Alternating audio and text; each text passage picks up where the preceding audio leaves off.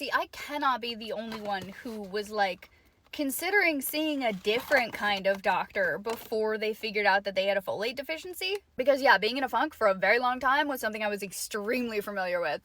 Absolutely, doing the bare minimum that I needed to be a human being on a daily basis, very much what was happening. And people who don't have a deficiency do not understand this, because obviously, if you've never experienced how pervasive having a deficiency can be to like every corner of your life, then you're not going to get it, and you're not going to understand why someone could have such an extreme reaction after just a couple weeks. To feel amazing, to have more energy, to not need to take any naps anymore, to be in a great mood. That's such a big deal. And it's something that most people cannot relate to because they haven't experienced the opposite of that. They haven't experienced the not being able to get out of bed, the not being able to remember anything, the being totally on edge and anxious and in a bad mood no matter what, even no matter what you do about it. Like, do you know what I mean? I was so tired of feeling like I was doing all of the self-care that I possibly could, and I was still feeling exactly the same. But it turns out it wasn't just my mind.